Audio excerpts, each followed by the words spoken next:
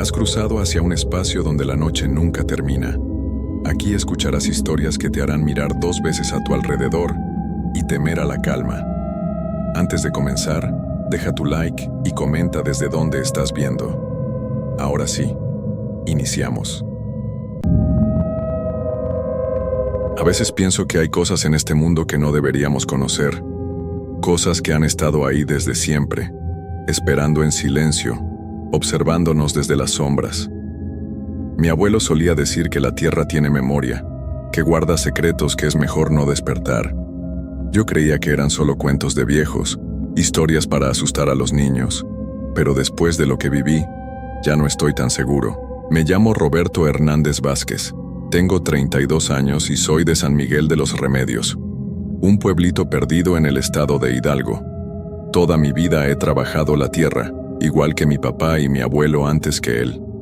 Tengo una milpa de 3 hectáreas que heredé cuando murió mi padre, hace 5 años. Es una tierra buena, fértil, que siempre ha dado maíz abundante y mazorcas grandes como puños, pero hace 6 meses empezaron a pasar cosas raras. Todo comenzó una madrugada de marzo, cuando fui a revisar los surcos porque había llovido mucho la noche anterior. El barro estaba fresco y pegajoso bajo mis botas, y el aire olía a tierra mojada y hierba tierna. Era muy temprano, apenas si empezaba a clarear el cielo, y una neblina espesa cubría toda la milpa como un manto gris. Caminaba entre las plantas jóvenes de maíz que apenas me llegaban a la rodilla, cuando vi algo que me hizo detenerme en seco. En el suelo, marcadas perfectamente en el lodo, había huellas. Pero no eran huellas normales, no eran de persona ni de animal conocido. Eran como de pies humanos pero mucho más grandes, casi del doble de tamaño que los míos. Y lo más extraño era que tenían 6 dedos en cada pie, perfectamente marcados en el barro.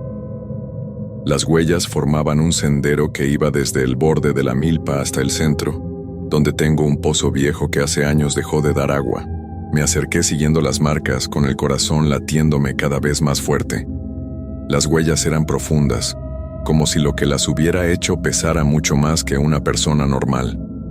Y entre ellas había algo más, una sustancia viscosa y brillante, como baba, pero de color verde oscuro, casi negro. Llegué hasta el pozo y me asomé adentro. La oscuridad era total, pero había un olor que nunca había sentido antes. Era como a tierra podrida mezclada con algo dulzón y desagradable, como fruta pasada. El olor era tan fuerte que me dieron náuseas y tuve que alejarme. Durante todo ese día no pude quitarme de la cabeza lo que había visto. Le conté a mi esposa Carmen, pero ella me dijo que seguramente había sido algún animal, tal vez un jabalí grande o algo así. Pero yo sabía que ningún animal de por aquí deja huellas como esas. Esa noche no pude dormir. Me quedé despierto en la cama, mirando por la ventana hacia la milpa, que se veía como una mancha oscura bajo la luna. Carmen dormía profundamente a mi lado, pero yo no podía cerrar los ojos. Tenía la sensación de que algo me estaba observando desde afuera. Como a las 3 de la mañana, escuché un ruido. Era como un arrastre, como si alguien muy pesado estuviera caminando despacio entre las plantas. El sonido venía directo de la milpa y se movía lentamente de un lado a otro, como si estuviera buscando algo. Me levanté sin hacer ruido y me acerqué a la ventana. La luna estaba casi llena y daba suficiente luz para ver las siluetas de las plantas de maíz meciéndose suavemente con la brisa. Pero había algo más. Entre los surcos se movía una sombra grande, más alta que las plantas, que iba de un lado para otro con movimientos lentos y extraños. No podía ver bien qué era, porque la distancia era mucha y las sombras lo ocultaban, pero definitivamente era algo grande, algo que no debería estar ahí. La sombra se detuvo justo frente a mi casa, como si supiera que la estaba observando. Por un momento, juro que vi 2 puntos brillantes como ojos que me miraban directamente. Me quedé paralizado, sin atreverme a moverme ni a respirar. La cosa se quedó ahí parada durante lo que me pareció una eternidad, observándome. Luego, lentamente, se dio la vuelta y se alejó hacia el fondo de la milpa, donde está el pozo viejo. Al día siguiente, muy temprano, Volví a salir a revisar. Esta vez llevé mi machete y una lámpara de mano, aunque ya había suficiente luz del sol. Las huellas estaban ahí otra vez, frescas en la tierra suave. Pero ahora había más cosas extrañas. Varias plantas de maíz estaban dobladas hacia el suelo, como si algo muy pesado hubiera caminado sobre ellas. Pero no estaban rotas ni cortadas, sino dobladas de una manera rara, como si hubieran sido presionadas desde arriba con mucha fuerza. Y alrededor del pozo la hierba estaba completamente seca y amarilla, como si algo hubiera chupado toda la vida del suelo. Me acerqué al pozo otra vez, tapándome la nariz por el olor terrible que salía de adentro. Esta vez llevé la lámpara y la encendí para alumbrar hacia el fondo. Lo que vi me hizo retroceder de un salto. En el fondo del pozo, que debía tener unos 8 metros de profundidad, había algo que se movía. Era como una masa viscosa y brillante, de color verde negruzco, que parecía pulsar como si estuviera viva. Y de vez en cuando, salían de ella como tentáculos o brazos que se estiraban hacia arriba, como tratando de alcanzar la superficie. Corrí de vuelta a la casa, con el corazón latiéndome tan fuerte que pensé que se me iba a salir del pecho.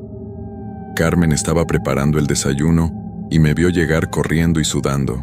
«Roberto, ¿qué te pasa? Estás muy pálido», me dijo mientras me servía café en una taza de barro. Le conté lo que había visto en el pozo, pero ella negó con la cabeza y me dijo que seguramente eran reflejos del agua estancada, que mi imaginación me estaba jugando trucos por tanto pensar en las huellas raras.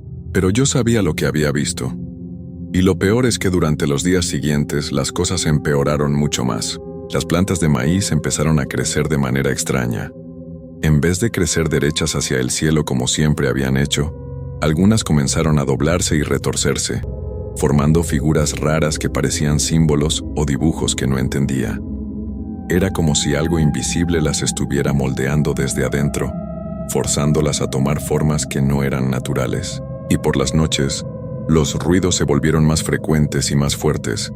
Ya no era solo el sonido de pasos arrastrándose entre los surcos.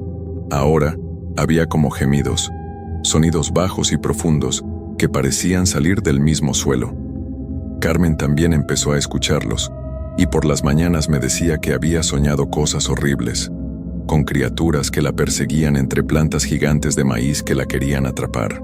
Una noche, hace como 4 meses, el sonido fue tan fuerte que despertó a todo el pueblo. Era como un grito, pero no de persona ni de animal conocido. Era un sonido que te helaba la sangre, que te hacía sentir como si algo muy malo estuviera a punto de pasar. Salí de la casa con la escopeta de mi papá, aunque sabía que las balas no iban a servir contra lo que fuera que estaba ahí afuera. La milpa estaba iluminada por una luz extraña, verdosa, que parecía salir del mismo suelo. Las plantas de maíz se mecían aunque no había nada de viento, y todas se movían hacia el mismo lado, hacia el pozo viejo. Era como si algo las estuviera jalando con hilos invisibles, como si fueran marionetas. Me acerqué despacio, con la escopeta lista y el corazón en la garganta. La luz era más fuerte cerca del pozo, y pude ver que salía de adentro, como si en el fondo hubiera una lámpara gigante de color verde. Pero cuando llegué al borde y me asomé, lo que vi me dejó sin habla. La cosa viscosa que había visto antes ya no estaba en el fondo. Ahora había salido, y se extendía por las paredes del pozo como una red de venas pulsantes. Los tentáculos habían crecido y llegaban hasta la superficie, donde se extendían bajo la tierra en todas direcciones, como raíces podridas. Y en el centro de esa masa horrible, había algo que parecía un ojo gigante del tamaño de una pelota de fútbol, que me miraba directamente. La pupila era negra como el carbón, pero alrededor tenía colores que cambiaban constantemente: verdes, morados, amarillos, colores que dolían al mirarlos. El ojo parpadeó, y cuando lo hizo, sentí como si algo frío me hubiera tocado el cerebro desde adentro.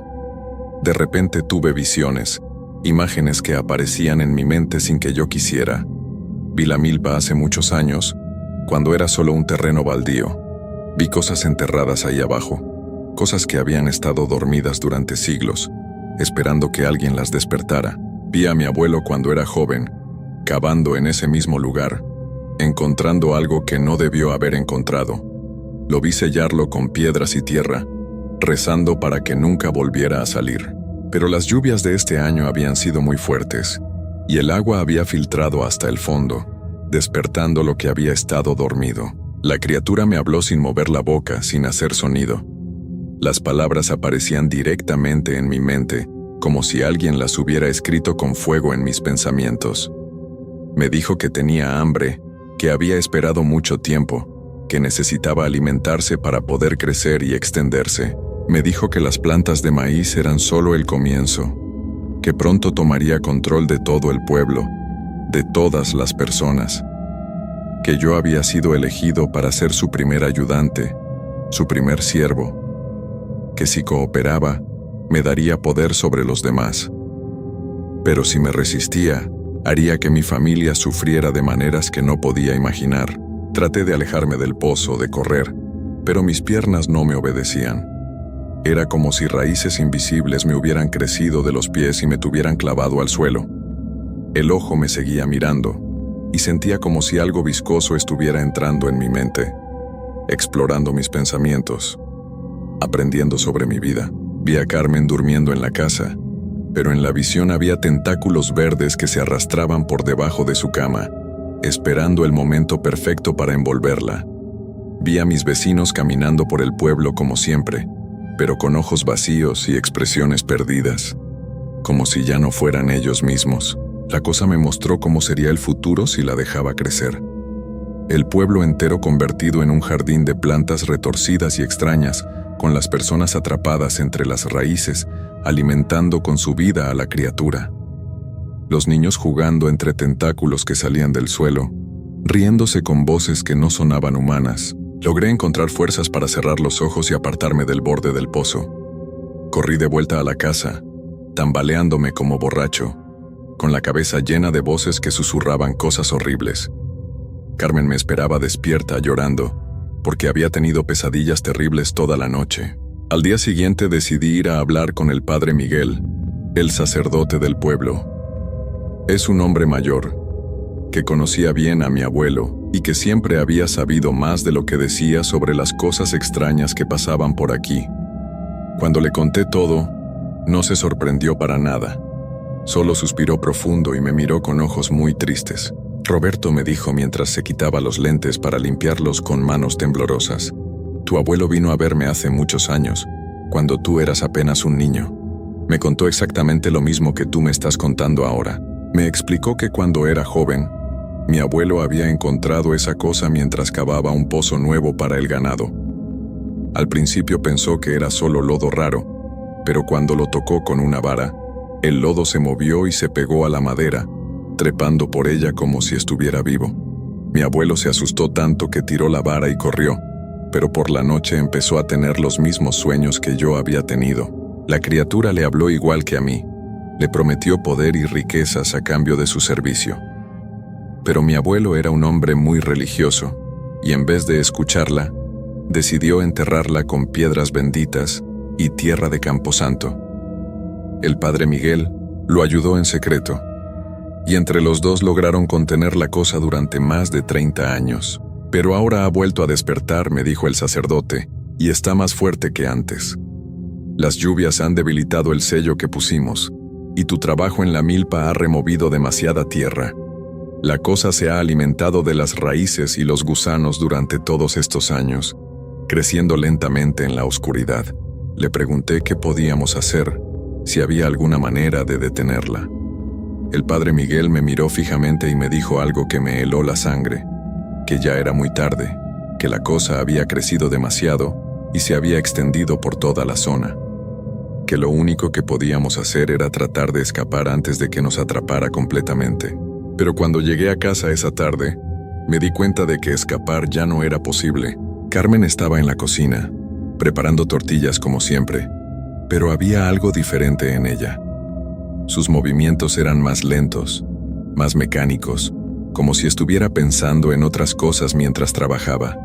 Y sus ojos, cuando me miró, tenían una expresión vacía que nunca había visto antes. Roberto, me dijo con una voz que sonaba como la suya pero más plana, sin emociones. ¿Por qué no vas a revisar la milpa? Las plantas necesitan cuidado. No era normal que ella me dijera eso. Carmen siempre había tenido miedo de la milpa, especialmente después de todo lo que había pasado. Pero ahora me hablaba como si fuera la cosa más natural del mundo, como si quisiera que fuera allá. Me acerqué a ella y la miré a los ojos. Por un segundo vi un destello de la Carmen de siempre, como si estuviera tratando de decirme algo, de advertirme, pero luego sus ojos se volvieron completamente negros, como pozos sin fondo, y sonrió con una sonrisa que no era suya. «Las plantas te están esperando, Roberto», me dijo con esa voz extraña. «Han crecido mucho y necesitan que las veas. Necesitan que te unas a ellas». Salí corriendo de la casa con las piernas temblándome y el corazón latiéndome como loco. Pero cuando llegué a la calle, vi que no era el único que tenía problemas.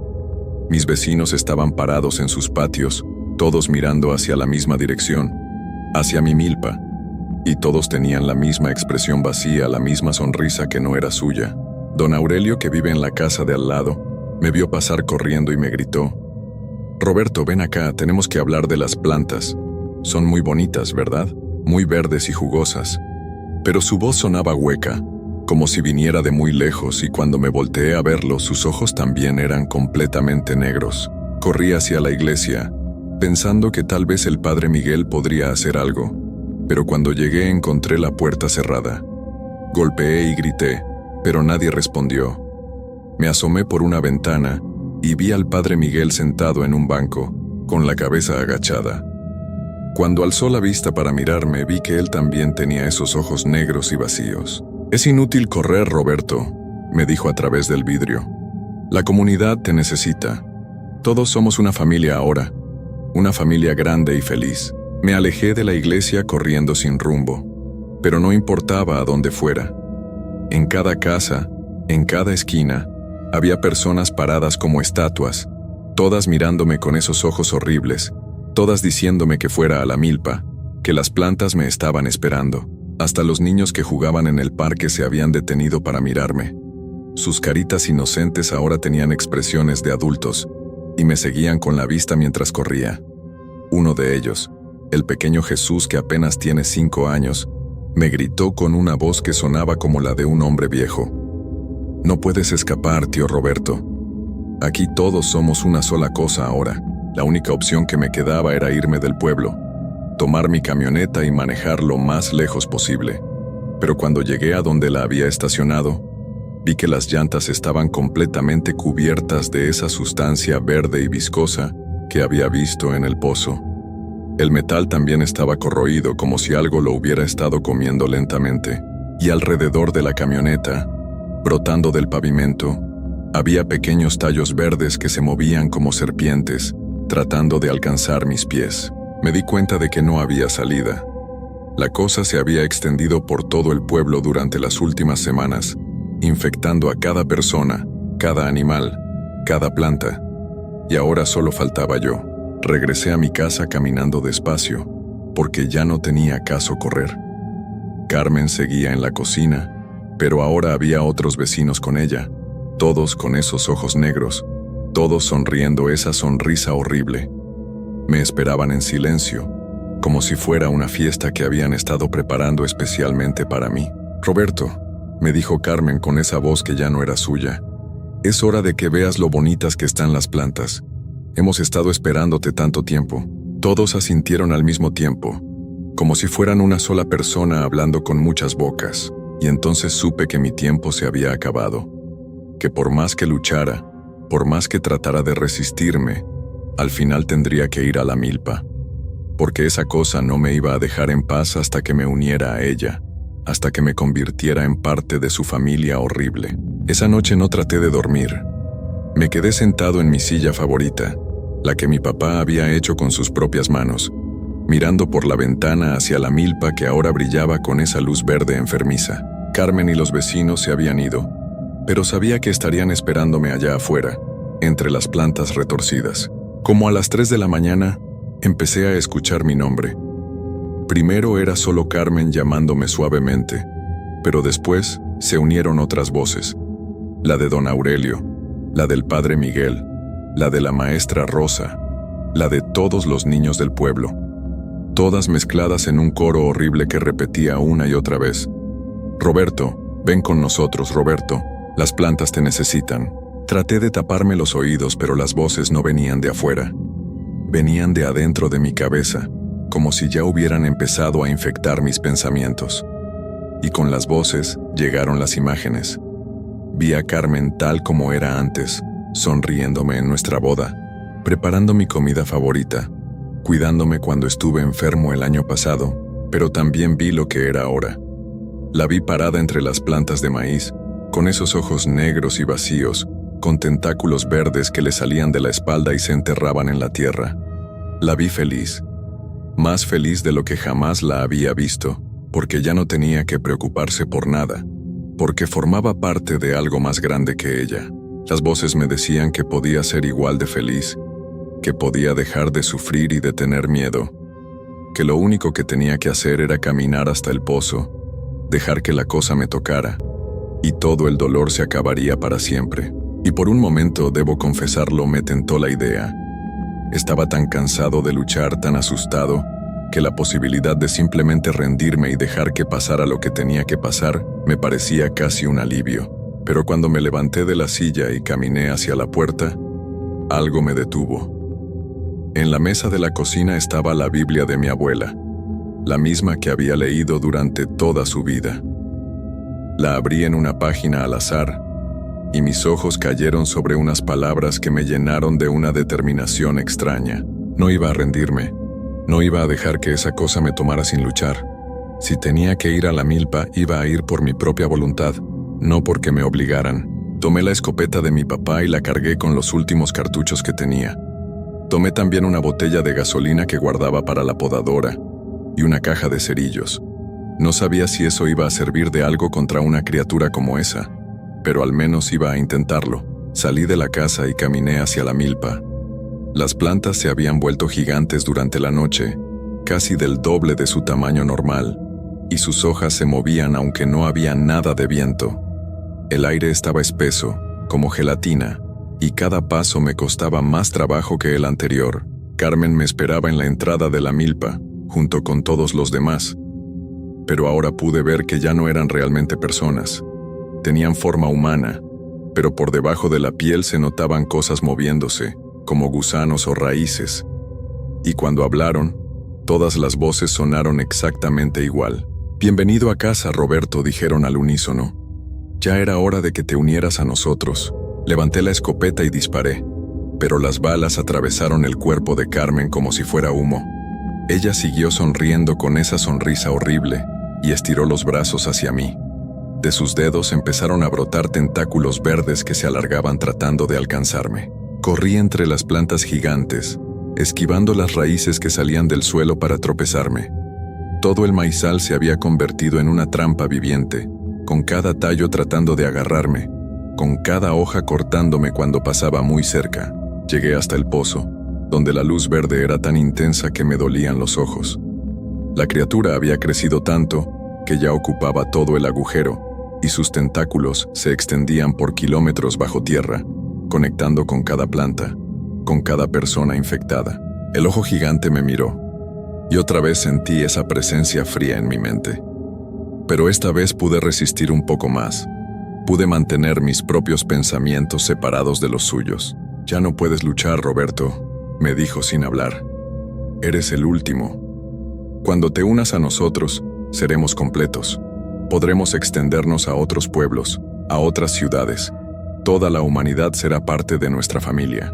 Destapé la botella de gasolina y la derramé alrededor del pozo, empapando las plantas más cercanas. La criatura se rió dentro de mi cabeza, un sonido como cristales rompiéndose. «El fuego no nos puede lastimar, Roberto. Somos más fuertes que eso ahora». Pero cuando encendí el cerillo y lo tiré a la gasolina, pasó algo que no esperaba. Las llamas se extendieron rápidamente, y donde tocaban las plantas, éstas se retorcían y gritaban con voces humanas. La criatura no gritaba de dolor, sino de sorpresa. No le dolía el fuego, pero sí le dolía perder partes de sí misma. Por un momento pensé que tal vez había encontrado la manera de lastimarla, pero entonces me di cuenta de mi error.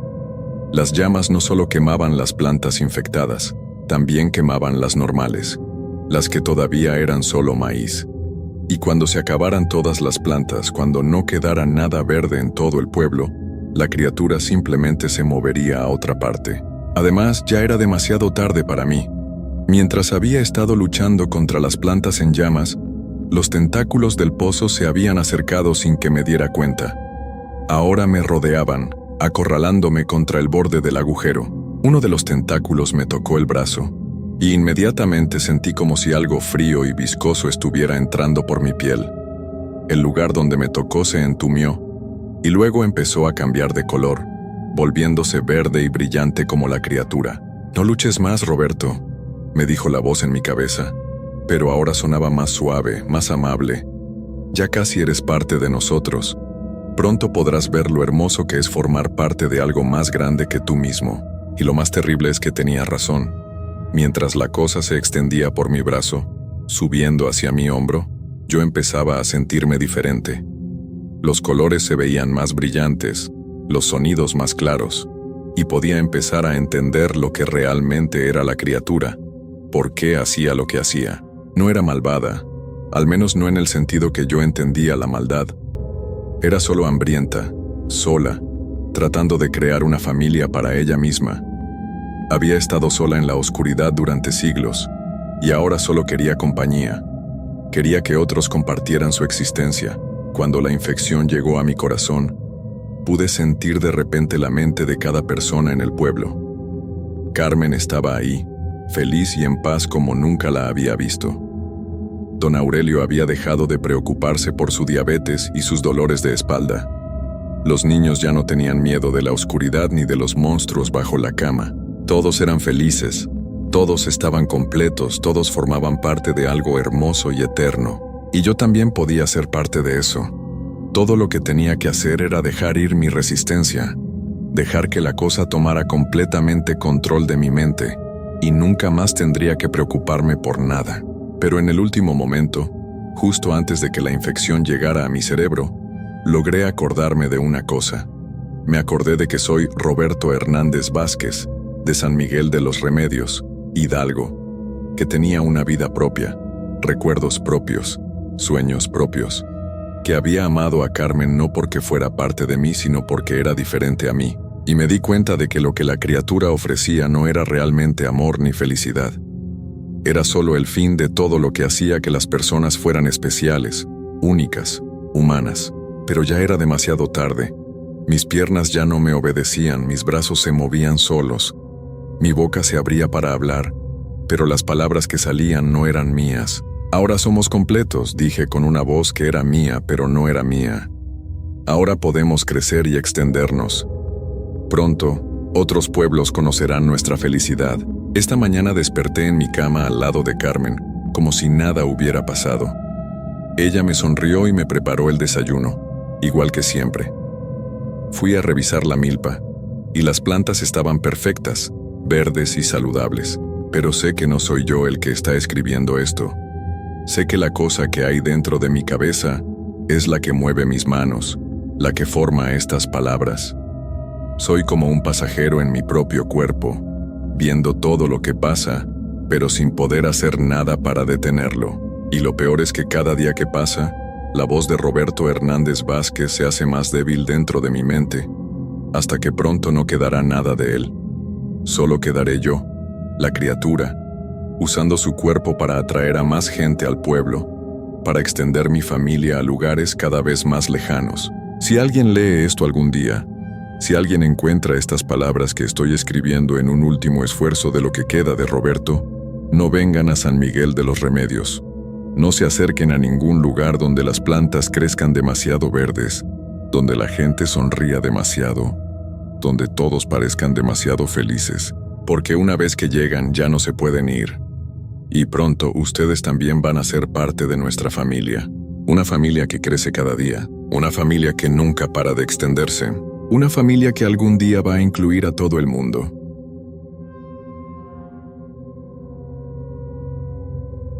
Hay cosas en este mundo que es mejor dejar enterradas en el pasado.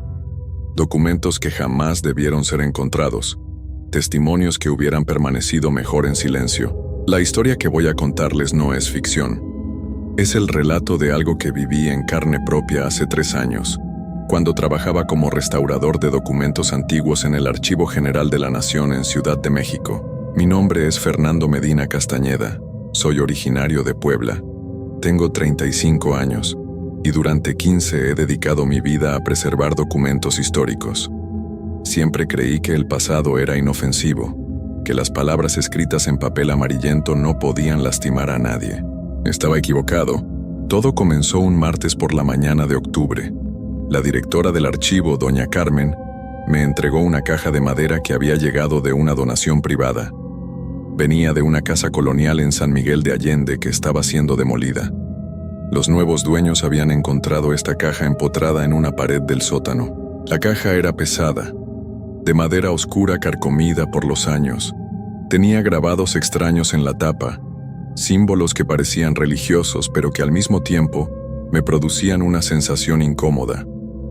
Cuando la abrí, el olor que salió de adentro me hizo retroceder. Era como si algo hubiera estado pudriéndose ahí dentro durante siglos. Adentro había documentos envueltos en tela negra, pergaminos amarillentos, algunos casi deshechos, cartas escritas en latín y español antiguo. Pero lo que más me llamó la atención fueron 3 libros de tapas de cuero negro, atados con cordeles rojos que se desmoronaban al tocarlos. El primer documento que revisé era una carta fechada en 1591. Estaba dirigida a un tal Fray Domingo de la Cruz, inquisidor general de la Nueva España. La letra era temblorosa, como si quien escribía tuviera mucho miedo. La carta comenzaba así: Reverendo Padre, es mi deber informar sobre los sucesos terribles que han ocurrido en el pueblo de San Bartolomé. Las almas perdidas que fueron juzgadas por este santo tribunal no han encontrado descanso. Siguen caminando entre nosotros, buscando venganza contra quienes las condenaron. Al leer esas líneas sentí un escalofrío que me recorrió toda la espalda, pero pensé que era solo mi imaginación. Continué leyendo. La carta describía eventos que habían ocurrido después de que la Inquisición ejecutara a varias personas acusadas de brujería en ese pueblo. Según el autor, los condenados regresaban por las noches a visitar a quienes habían testificado en su contra. Familias enteras desaparecían de sus casas sin dejar rastro. Los niños lloraban sin parar durante días antes de quedar mudos para siempre. Cuando terminé de leer la carta ya era de noche. El archivo estaba vacío y solo se escuchaba el ruido de mis pasos en los pasillos de mármol. Decidí guardar los documentos y continuar al día siguiente. Esa noche tuve pesadillas terribles. Soñé con figuras encapuchadas que caminaban por pasillos oscuros cargando antorchas. Escuchaba gritos lejanos y el sonido de cadenas arrastrándose por el suelo. Desperté empapado en sudor a las 3 de la mañana. Al día siguiente regresé al archivo con la intención de continuar con los documentos. Pero cuando abrí la caja, encontré algo que me heló la sangre. Los papeles estaban ordenados de manera diferente a como los había dejado. Y encima de todo, había una hoja que no estaba ahí el día anterior. Era un mensaje escrito con tinta roja, en una caligrafía que no reconocía. Fernando Medina Castañeda de Puebla. Ya sabemos quién eres, ya sabemos dónde vives, deja de leer nuestros secretos. Mis manos comenzaron a temblar. Miré alrededor, pero no había nadie en el archivo. Las cámaras de seguridad no funcionaban desde hacía una semana. Tomé la hoja con cuidado y la examiné. La tinta todavía estaba húmeda. Traté de tranquilizarme pensando que alguien me estaba jugando una broma pesada.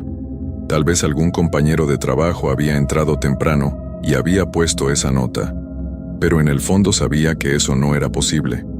Solo yo tenía las llaves de esa sección del archivo. Decidí continuar leyendo los documentos. El segundo libro contenía testimonios de los procesos inquisitoriales, historias de personas comunes y corrientes que fueron acusadas de practicar brujería o de hacer pactos con fuerzas oscuras.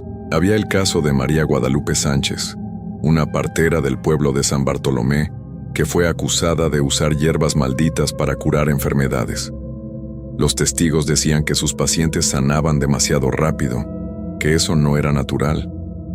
Durante su juicio, María gritaba que ella solo quería ayudar a la gente, que las hierbas se las había enseñado su abuela. La condenaron a ser quemada en la plaza pública. También estaba el testimonio de Josué Hernández, un comerciante que fue denunciado por vender amuletos de protección. Los inquisidores encontraron en su casa piedras talladas con símbolos extraños y plantas secas colgando del techo. Josué juró que solo eran remedios para el mal de ojo y que no había nada diabólico en ellos. Lo encerraron en las cárceles secretas de la Inquisición, donde pasó 2 años antes de ser ejecutado. Mientras leía estos testimonios, comencé a sentir una presencia extraña en el archivo. Era como si alguien me estuviera observando desde las sombras.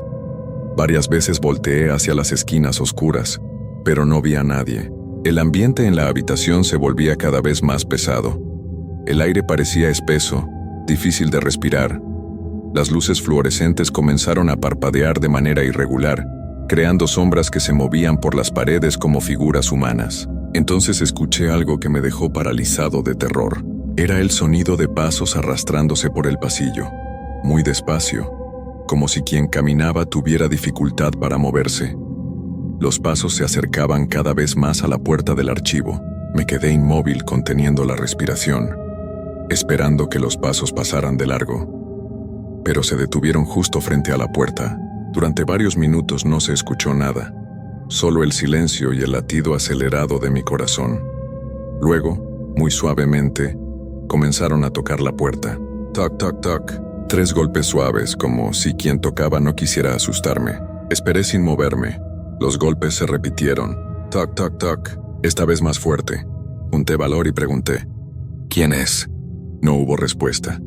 Pero los golpes continuaron, ahora con un ritmo constante como si fuera una oración o un canto fúnebre. Me acerqué lentamente a la puerta. Puse mi oído contra la madera y escuché algo que me hizo retroceder de inmediato.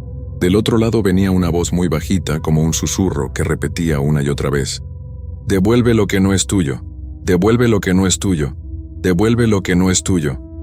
La voz sonaba como si viniera de muy lejos, como si fuera el eco de algo que había sucedido hace mucho tiempo. Era la voz de una mujer, pero distorsionada, como si hablara con la boca llena de tierra.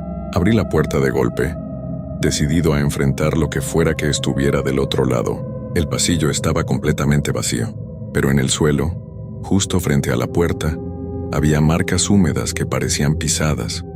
Las seguí con la vista y se perdían en la oscuridad del corredor. Regresé al archivo temblando. Ya no podía concentrarme en los documentos. Cada ruido, cada sombra que se movía me hacía saltar del susto. Decidí irme temprano ese día y continuar al día siguiente. Pero cuando llegué a casa, me esperaba otra sorpresa terrible. En mi puerta había un sobre manila sin remitente. Lo abrí con manos temblorosas y adentro encontré una fotografía en blanco y negro muy antigua. Era la imagen de una mujer vestida de blanco, con el cabello largo y suelto, parada frente a una iglesia colonial. Sus ojos estaban tachados con tinta negra. Al reverso de la foto había una inscripción escrita con la misma letra temblorosa que había visto en los documentos: María Guadalupe Sánchez, San Bartolomé 1591. Ella te está buscando. Esa noche no pude dormir. Cada vez que cerraba los ojos veía la imagen de esa mujer caminando hacia mí con los brazos extendidos. Me levanté varias veces pensando que escuchaba ruidos en la casa, pero siempre encontraba todo en silencio. A las 4 de la mañana, mientras estaba en la cocina tomando un vaso de agua, escuché que alguien tocaba mi ventana. Vivía en un segundo piso, así que era imposible que alguien pudiera alcanzar desde la calle. Me acerqué lentamente a la cortina y la moví apenas un poco para mirar hacia afuera. No había nadie, pero en el cristal de la ventana, del lado de afuera, alguien había dibujado con el dedo un símbolo que reconocí de inmediato. Era el mismo símbolo que estaba grabado en la tapa de la caja de documentos. Al día siguiente llegué al archivo decidido a deshacerme de esos papeles malditos. Pero cuando entré a la habitación, me di cuenta de que algo había cambiado durante la noche. Los documentos estaban esparcidos por todo el suelo, como si alguien los hubiera aventado con furia. Las páginas que contenían los testimonios de los condenados por la Inquisición estaban abiertas, formando un círculo perfecto en el centro del cuarto. Y en medio de ese círculo había algo que me hizo caer de rodillas del susto. Era un montón de tierra negra, como si alguien hubiera cavado una tumba y hubiera traído esa tierra hasta aquí. La tierra estaba húmeda y despedía un olor pútrido insoportable. Sobre la tierra había clavada una cruz de madera astillada, y colgando de la cruz había un pedazo de tela blanca manchada de sangre seca. Salí corriendo del archivo y fui directo con la directora. Le conté todo lo que había pasado, esperando que me creyera, o al menos que me ayudara. Pero cuando regresamos juntos a la habitación, encontramos todo completamente normal. Los documentos estaban ordenados en la caja. No había tierra en el suelo. No había cruz ni tela ensangrentada.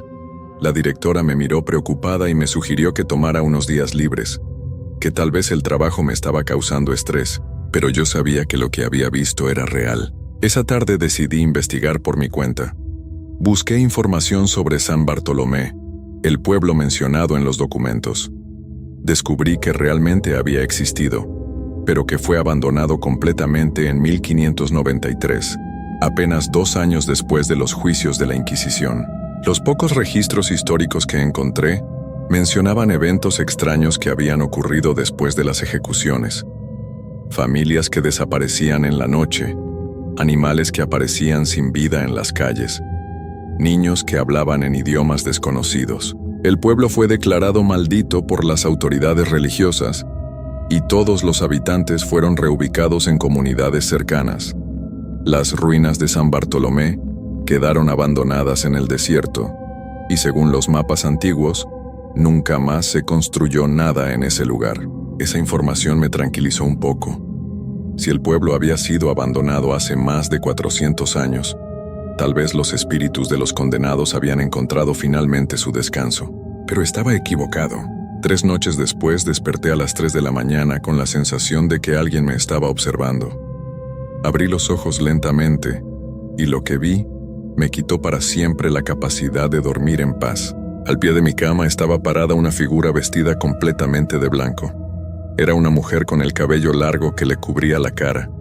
Tenía las manos extendidas hacia mí, como si me estuviera pidiendo algo. No podía moverme.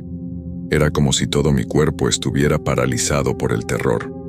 La mujer se acercó muy despacio, sin hacer ruido, como si flotara sobre el suelo. Cuando estuvo lo suficientemente cerca, levantó la cabeza y apartó el cabello de su cara.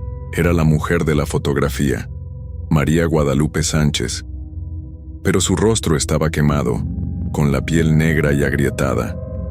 Sus ojos eran 2 huecos vacíos que me miraban con una tristeza infinita. Abrió la boca y de ella salió una voz que sonaba como el viento pasando entre las tumbas. «Devuélveme mis palabras, devuélveme mi historia, no permitas que mi dolor sea olvidado». Traté de hablar, de decirle que no entendía qué quería, pero no me salía ningún sonido. Ella extendió una mano hacia mí y cuando me tocó, sentí un frío tan intenso que me dolían los huesos. Entonces vi todo. Vi su vida como partera en San Bartolomé, ayudando a nacer a los niños del pueblo. Vi cómo curaba a los enfermos con hierbas que había aprendido de su abuela. Vi el día en que la denunciaron por brujería, solo porque había logrado salvar a una mujer que estaba muriendo en el parto. Vi su juicio, donde nadie se atrevió a defenderla por miedo a ser acusados también. Vi las noches que pasó en las cárceles de la Inquisición, rezando y pidiendo perdón por pecados que nunca había cometido. Vi su última mañana, cuando la llevaron a la plaza para quemarla. Vi sus ojos llenos de lágrimas mientras las llamas comenzaron a subir por su vestido blanco, y vi lo que pasó después. Vi cómo su espíritu vagó durante siglos, buscando justicia, buscando que alguien contara la verdad sobre lo que le había pasado. Vi a todos los otros condenados, caminando sin descanso por pueblos fantasma, gritando en silencio que ellos eran inocentes. Cuando la visión terminó, María Guadalupe ya no estaba, pero sobre mi cama había quedado una mancha negra con la forma de una mano quemada. Al día siguiente regresé al archivo, pero ya no pude trabajar normalmente. Cada vez que tocaba los documentos, Sentía como si las almas de los condenados estuvieran gritando dentro de mi cabeza. Sus voces se mezclaban entre ellas, contándome historias de dolor, de injusticia, de vidas destrozadas por la ignorancia y el fanatismo. Traté de alejarme de los papeles, de trabajar con otros archivos, pero era inútil. Las voces me seguían a todas partes.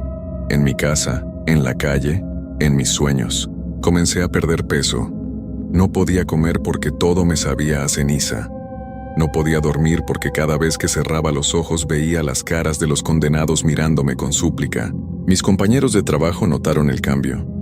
Me veía pálido, demacrado. Hablaba solo en los pasillos. La directora me mandó con un psicólogo, pensando que tenía algún trastorno mental, pero yo sabía que no estaba loco. Una noche, mientras trataba de dormir, escuché que alguien caminaba por mi casa. Eran varios pasos como si fuera un grupo de personas. Me levanté y fui hacia la sala. Allí estaban todos. María Guadalupe Sánchez, con su vestido blanco quemado. Josué Hernández con cadenas colgando de sus muñecas. Y muchos otros, hombres y mujeres de todas las edades, todos con las marcas de lo que les había hecho la Inquisición. Me rodearon en silencio con sus ojos vacíos fijos en mí. Entonces María Guadalupe habló. Ya no puedes huir de nosotros, Fernando. Has leído nuestras historias, has conocido nuestro dolor. Ahora eres el guardián de nuestros secretos. No podrás vivir en paz hasta que encuentres la manera de darnos el descanso que merecemos. ¿Pero qué puedo hacer?, logré susurrar. Todo eso pasó hace cientos de años. Nuestros cuerpos fueron quemados, respondió ella, pero nuestras almas siguen atrapadas en los lugares donde sufrimos. Ve a San Bartolomé. Encuentra nuestros restos. Danos sepultura cristiana. Solo así podremos descansar. Pero San Bartolomé ya no existe, dije. Existe, contestó Josué. Está esperándote en el desierto. Sigue las estrellas hacia el norte. Cuando veas la cruz rota, sabrás que has llegado. Los espíritus comenzaron a desvanecerse como humo, pero antes de desaparecer completamente, María Guadalupe me dijo: si no cumples con lo que te pedimos, nunca más conocerás la paz. Te seguiremos hasta el día de tu muerte, y después te arrastraremos con nosotros a caminar por la eternidad. Al día siguiente renuncié a mi trabajo. Le dije a la directora que tenía problemas familiares y que necesitaba mudarme a otra ciudad. No podía contarle la verdad porque no me hubiera creído. Vendí todas mis cosas y compré un auto viejo. Llené el maletero con palas, picos, agua y comida. También llevé los documentos de la Inquisición, pensando que tal vez necesitaría leerlos de nuevo para entender exactamente qué tenía que hacer. Manejé hacia el norte durante 2 días, siguiendo mapas antiguos y preguntando a la gente local sobre ruinas coloniales. La mayoría me miraba extraño cuando mencionaba San Bartolomé, y algunos se persignaban y cambiaban de tema. Finalmente, un anciano en un pueblo cerca de Real de 14 me dio indicaciones. Me dijo que había ruinas en el desierto, pero que nadie se acercaba a ese lugar porque estaba maldito. Allí pasan cosas raras, me advirtió. Se ven luces en las noches sin luna. Se escuchan gritos que vienen de la tierra. Los animales no se acercan a esas piedras. Conduje hasta donde terminaba el camino pavimentado y continué por terracería durante horas. El paisaje era desolado, solo cactus y arbustos secos bajo un sol implacable. Cuando el sol comenzó a ponerse vi algo en la distancia que me hizo detener el auto. Era una cruz de piedra, pero estaba partida por la mitad. La parte superior había caído y estaba enterrada parcialmente en la arena. Alrededor de la cruz, había montones de piedras que antes habían sido casas. Era San Bartolomé. El lugar me produjo una sensación inmediata de terror. Era como si el aire mismo estuviera cargado de sufrimiento. No había viento, no había sonidos de insectos o animales. Solo un silencio absoluto que me oprimía el pecho. Acampé esa noche cerca de las ruinas, pero no pude dormir. Toda la noche escuché susurros que venían de debajo de la tierra, como si hubiera gente enterrada viva tratando de salir. Cuando amaneció, comencé a cavar donde el instinto me decía que debía hacerlo. Cerca de lo que parecían ser los restos de una iglesia, encontré huesos humanos mezclados con ceniza y fragmentos de tela. Era lo que quedaba de los condenados por la Inquisición. Trabajé durante días cavando con cuidado, tratando de separar los restos de cada persona. Pero había demasiados huesos, demasiada ceniza. Era imposible saber qué pertenecía a quién. Mientras trabajaba, los espíritus me visitaban. Ya no me daban miedo. Los veía como sombras que caminaban entre las ruinas, observando mi trabajo con aprobación. María Guadalupe me hablaba todas las noches, contándome detalles de la vida en el pueblo antes de que llegara la Inquisición.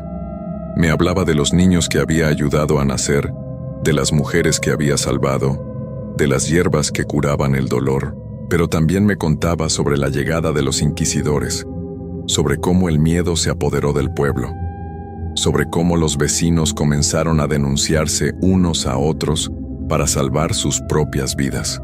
Después de una semana, logré juntar todos los restos que pude encontrar.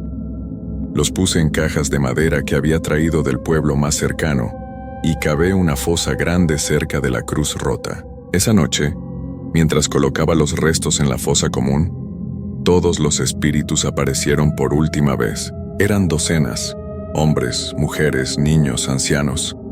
Todos los que habían perdido la vida por culpa de la Inquisición en San Bartolomé se pararon alrededor de la fosa en silencio, con las manos juntas como si estuvieran rezando. Por primera vez desde que los conocía, sus caras no mostraban dolor. Había paz en sus ojos. María Guadalupe se acercó a mí y puso su mano sobre mi hombro.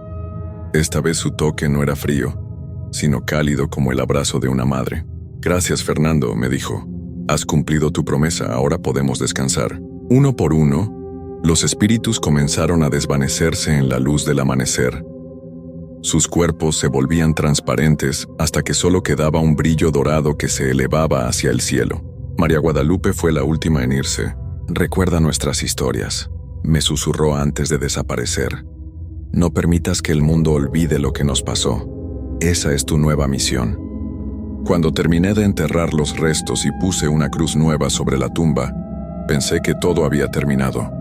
Pensé que finalmente podría regresar a mi vida normal, pero estaba equivocado. Cuando regresé a la ciudad, descubrí que ya no podía vivir como antes. Las voces de los condenados por la Inquisición habían dejado una marca permanente en mi alma. Ahora escucho las voces de todos los que murieron injustamente, no solo en México, sino en todo el mundo. Cada noche, cuando trato de dormir, vienen a visitarme. Víctimas de la guerra, de la persecución religiosa, de la intolerancia. Todos me piden lo mismo, que recuerde sus historias, que hable por ellos, que no permita que su sufrimiento sea olvidado. He tratado de buscar ayuda. He ido con doctores, con sacerdotes, con curanderos. Todos me dicen lo mismo, que no hay cura para lo que tengo, porque ya no es solo un don, es una maldición. Ahora vivo solo en una casa vieja en las afueras de Puebla. Ya no trabajo, ya no tengo amigos, ya no tengo familia. Solo tengo a los muertos que me visitan cada noche. Escribo sus historias en cuadernos que nadie lee. Trato de mantener viva su memoria como ellos me pidieron. Pero cada día me siento más débil, más cansado, más cerca de unirme a ellos para siempre. A veces pienso que hubiera sido mejor nunca haber abierto esa caja de documentos, que hubiera sido mejor vivir en la ignorancia que cargar con el peso de tanto dolor ajeno. Pero ya es muy tarde para arrepentirme. Los muertos no me van a dejar ir. Nunca.